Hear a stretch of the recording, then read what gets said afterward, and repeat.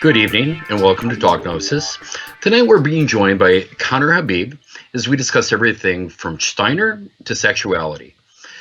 Good evening, Conner. Welcome to the show. Hi. How are you this evening? I'm great. I'm doing great. Good. So why don't you tell us a little bit about yourself and just tell us a little bit about yourself and what you do? Okay, so I am an author, a lecturer. I am perhaps best known for 7 years being an adult film performer, or just a porn actor if you don't want to make it sound so trumped up. Right now I'm the vice president of the Adult Performer Advocacy Committee, and I work with other adult performers who are currently in the business just trying to improve their quality of life, their wages, all that kind of stuff.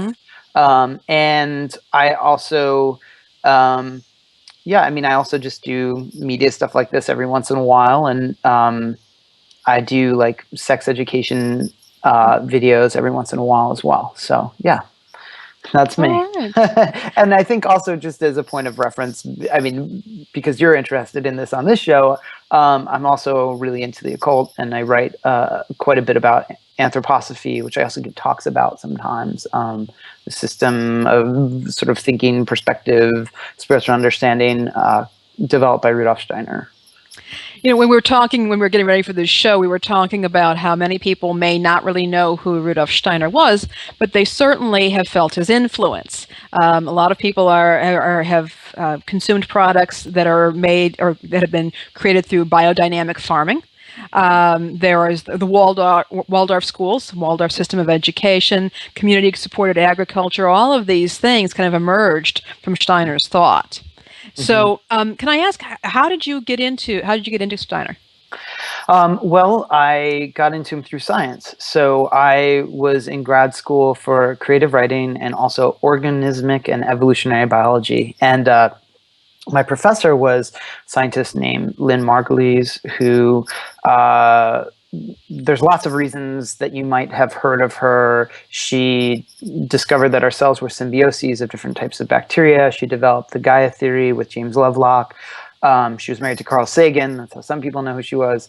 And anyway, with her, I came across a brochure for this place in New York State called the Nature Institute, which taught a 3-month-long course on Goethean science.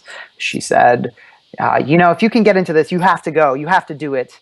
And she was the kind of person that you just listened to if she told you to do something. She was a real force. And so I got in and I went. And so I was in grad school for 2 things and teaching in Massachusetts, and then every day for 3 months doing this course in New York. So I'd drive back and forth. And had no idea that Goethe, Johann Wolfgang von Goethe, had such a huge influence on Rudolf Steiner. Suddenly I was learning this method of science that influenced Steiner. I was living across the street from Waldorf School next to a biodynamic farm, and I was just soaking in it. And so really through science, and that's how I just sort of immersed myself into it and got into it, and not really knowing too much about him. His name had come up a few times before, but yeah. All right. Well, yeah, I think a lot of us, sometimes we run into a person, an influential figure, that can really be something that becomes that person who kind of lights that spark, ignites that spark in us, and then we find ourselves on that spiritual path. So it's great to hear your story, that you were able to encounter somebody who cared enough to help you out in that way. Right, absolutely. And I think, something I had the benefit of was being raised totally a-religiously. I mean, my mother was raised by religious fundamentalists, and my father came from a little village in the mountain of Syria, which, had some Christian influence, some gypsy and supernatural beliefs, but never really a vested interest in one kind of religion or another. And so for that reason, I wasn't raised religiously. So as a consequence, I got to be sort of freely interested in religion whenever I wanted, or spirituality whenever I wanted in my life. And so also, coming to it through science then is sort of no coincidence. It was like I was always thinking about religious or spiritual ideas, but I was also very interested in science at the same time, and this seemed to be like a really good blend of those things, and it just sort of lit up in me. Absolutely. Now, you made a segue when you were studying science, and you discovered Steiner, and then you moved into the adult film industry. Uh-huh.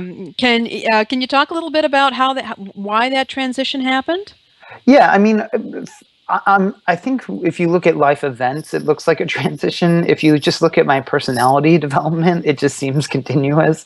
I mean, Okay. I always had sort of a pornographic personality, I would say. So, Okay. I mean, I was always really interested in sex, not just having it, although I was and remain interested in that, but I also was just interested in what kinds of conversations and feelings sex showed up, like sex provoked in people. And so I had a lot of reasons for wanting to be in porn, and they changed over my lifetime, but I've been wanting to do it since I was, in sixth grade. Like, I just thought, whoa, like people do that as a job. That's really fascinating to me.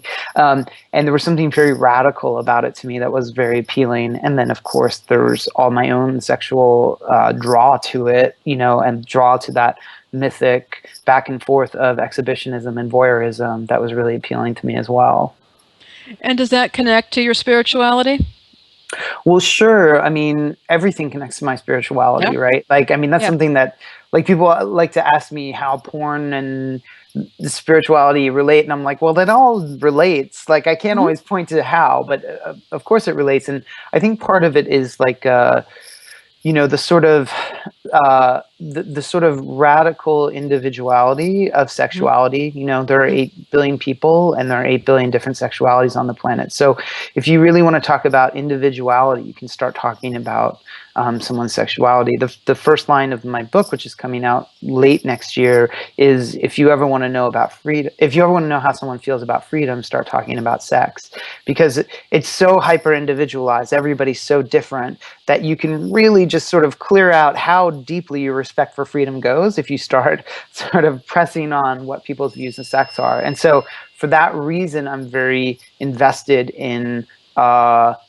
sexuality. And that's how, with anthroposophy, so much of it is about individual freedom, ethical individualism, showing compassion for people, even though they're utterly separate and different from you. So that's how those things connect.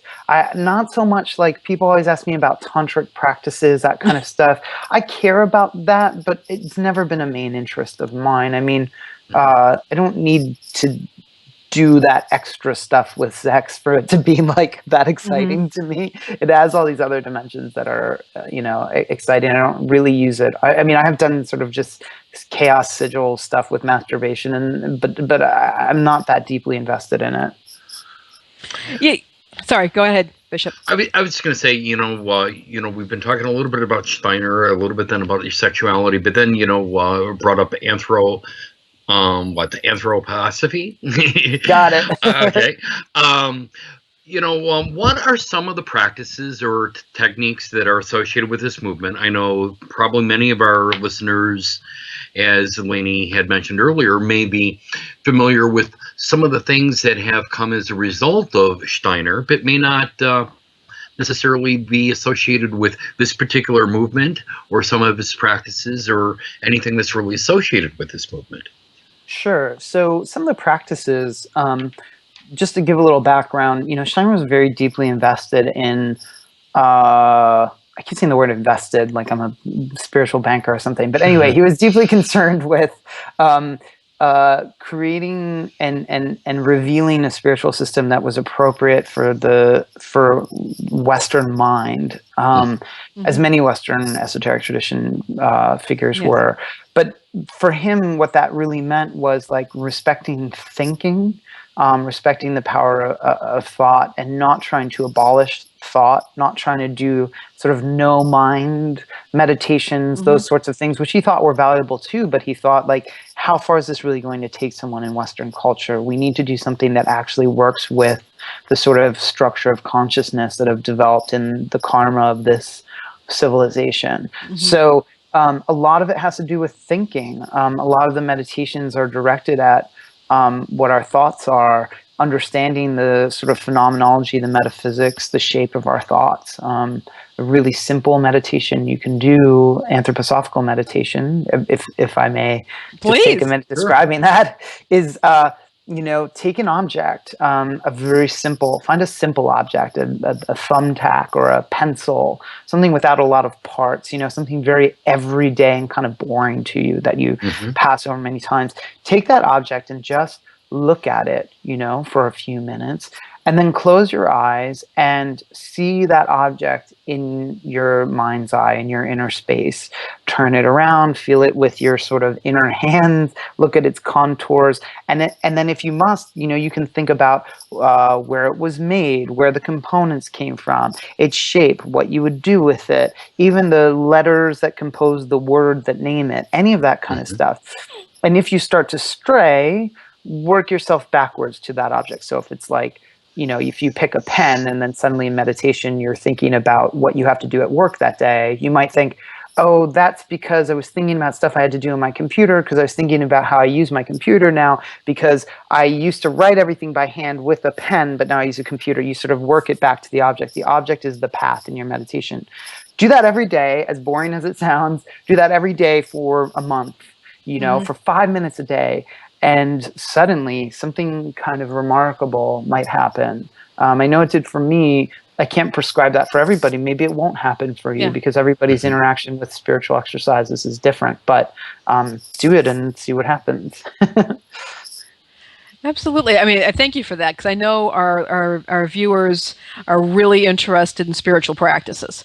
And absolutely. Something that you like that, which I think just sounds absolutely awesome. I'm going to try it myself this evening. But I think that that's the sort of thing they love to hear about. So do you do any writing about your spiritual practices? I haven't really done much about my practice. I've done some about my spiritual ideas. One of the very first things I published was an essay about the phenomenology of time on Reality Sandwich. And that was... which if the viewers don't know, that's the site started by Daniel Pinchbeck and Ken Jordan many years ago. And so I end up writing a lot about sort of theory, practice, but it also creeps into everything I write about in one way or another, even if I'm just writing about pornography and culture. I wrote an essay about objectification and how everybody says, well, porn objectifies people. And so I wrote an essay that was about, well, okay, yes, we have a material body. We're part object. What does that mean? How do we come to terms with it? So, there's no need to objectify us. We're already objects, in part of our being. And that had these esoteric principles, theosophical, anthroposophical, that were well, there's a physical body, an etheric body, an astral body, and an ego body. So, I didn't say that in the essay. And I think that's important, is trying to use occult principles in a way that not just that you're hiding them to express them to other people, not just that you're sort of sneaking them in there, but that you're actually using a different language to describe them in ways that other people can understand. One of the things that interests me about when you were talking was that you work in the porn industry, but you've also taken on a path of service. Because you serve on this advocacy group, you do sexuality education, and so there is definitely this. It's something that just occurred to me. We were talking that you really have taken on a life of service, and I think that's quite remarkable. And it's not every day that we get to meet somebody who is in that industry, and it's just remarkable to be able to interact with you. Oh, thank you so much. Because it is something that, what we try to do on this show is we try to bring people in. We want people to know. We have a lot of people who watch this show who are isolated, who don't have a spiritual community nearby, and we want people to get to know other people who have found these incredible paths on their own, but working with groups and have this life of service in there. And so I think you're a perfect example of that.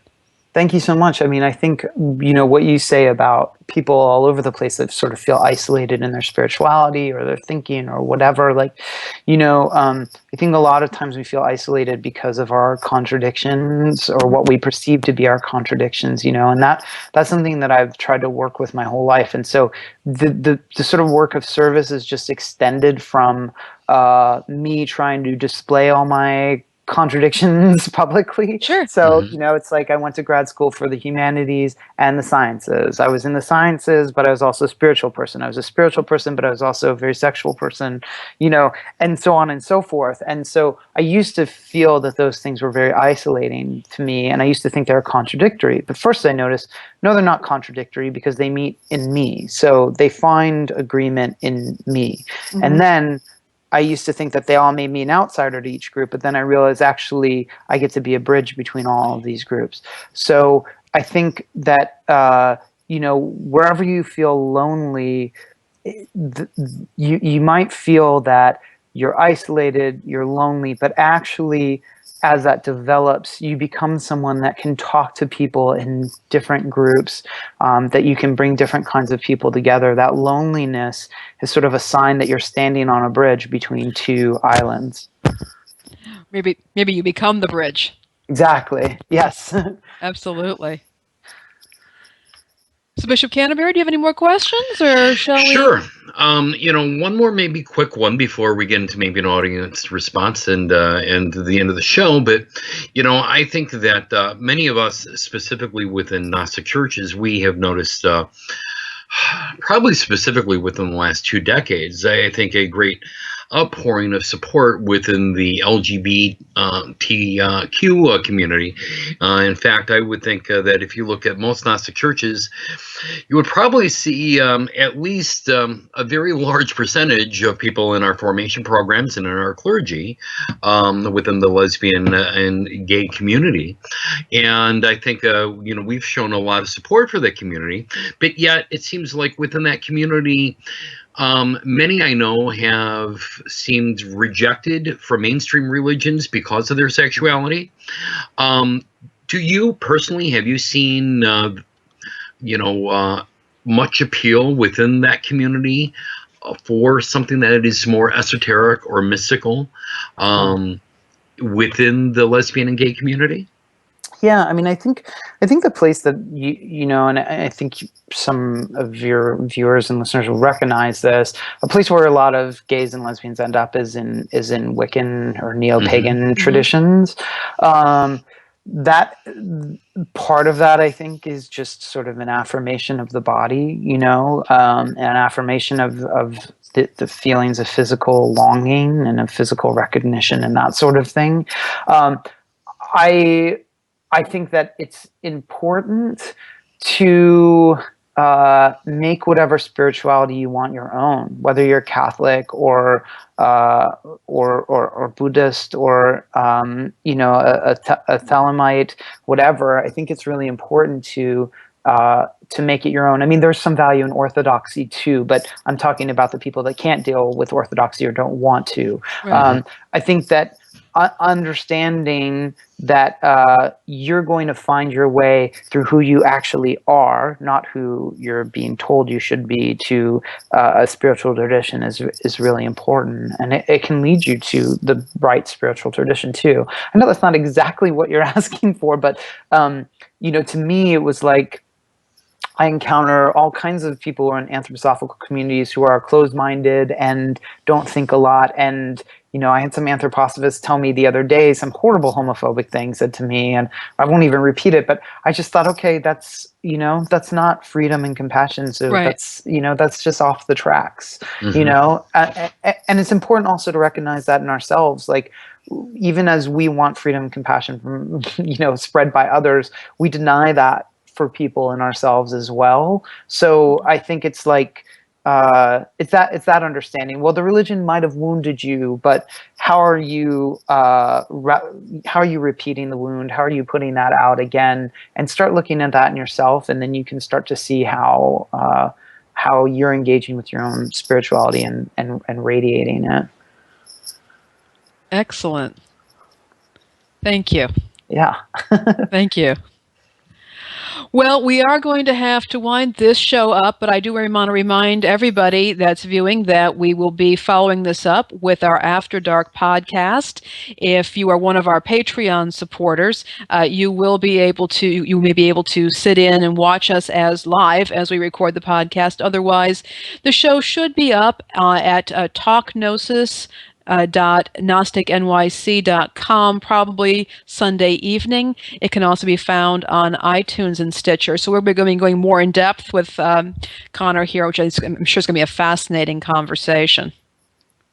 Absolutely. And again, for an audience response question, do you believe that sex can be a spiritual pursuit? You can answer this either on YouTube, directly on our Facebook channel. Love to see what some of our audience has in response for this. Absolutely. And as always, I mentioned Patreon before. Talk Gnosis is brought to you by our patrons, and you can be a patron too by visiting Patreon, patreon.com/Gnostic. You can pledge a small amount per video or podcast. Every penny directly supports the development of this program. If you do sponsor us, you can set a monthly limit so you don't get any surprises on your credit card account or PayPal account at the end of the month, but we really do appreciate your support. Conner, where can people find you online? The best place to go is actually just my Twitter, only because it links to everything I do. I have a blog and I have a website as well, but if you just go to Twitter and just @Conner Habib, that's the easiest thing to do. I don't have Facebook, so sorry to everybody that is only on there. If you don't have Twitter, just go to connerhabib.wordpress.com. That will be absorbed into my main site soon, but it's there right now, so you can always Excellent. go there. Yeah. Well, thank you so much for joining us tonight. We really appreciate it. Thank you. It's awesome being here. Everybody, next week we are going to be doing our annual Christmas special, and we're going to be discussing Christology, the true meaning of Christmas. Also, we always appreciate hearing from everybody who watches the show. You can certainly find us on Facebook or leave us a comment on our YouTube channel. You can also send us an email at talkgnosis@gnosticnyc.com. And again, we do really appreciate hearing from you. So once again, folks, thank you so much for joining us tonight, and we look forward to seeing you soon. Take care. Good night, everyone. Bye. This has been a production of the Gnostic NYC Network. For more information about this and all of the Gnostic... This has been a production of the Gnostic NYC Network. For more information about this and all of the Gnostic NYC Network programming, visit GnosticNYC.com. The opinions expressed in this show do not necessarily reflect the opinions of Gnostic NYC or any other organization. This show has been released under a Creative Commons Attribution Share Alike 4.0 International License.